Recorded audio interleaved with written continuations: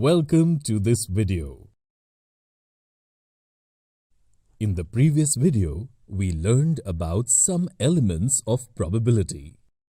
Today, we will learn to calculate the probability of an event in numerical form. Ram and Sohan participated in a race competition in which these are the only two players. Can you tell what is the probability of Sohan winning in this race competition? We can easily say 50%. But if I tell you that 50 matches already have been held between Ram and Sohan, in which Ram has won 37 times and Sohan 13 times, will you still say that Sohan has a 50% chance of winning? No.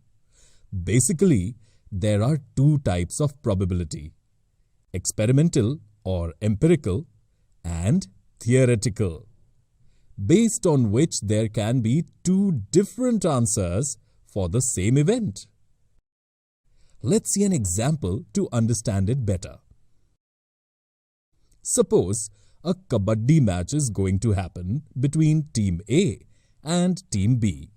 At the beginning of the game, we do not know anything about the past performance of both teams. In such a situation, if we have to predict which team will win, then we can say that both have a 50-50% chance of winning. We call this the theoretical probability. Now, if we assume that both the teams have already played 20 matches, out of which Team A won 12 matches, in such a situation, we will select Team A in the prediction of the winning team, where the prediction or probability of an event is calculated based on the data is called experimental probability, which we represent by P. The experiment probability is the ratio of the number of trials in which the event has occurred and the total number of trials. Let's understand it by another example. In the game of Ludo, we throw the dice for which the outcome and sample space are this. Suppose that the dice was thrown 400 times until the Ludo game is over, and it was seen that numbers from 1 to 6 came so many times. So can you tell me now, what is the probability of number 1 coming after throwing the dice? The trial here is to throw the dice. Since the dice were thrown a total of 400 times, the total number of trials would be 400.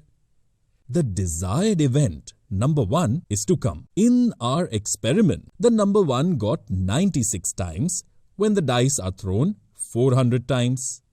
Therefore, the number of trials in which the event has occurred will be 96. Now, we will solve by substituting all the values in the formula of the experimental probability. So, the probability of the number 1 coming is 0.24.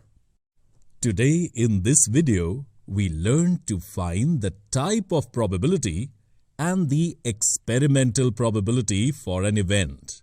In the next video, we will study the theoretical probability for an event.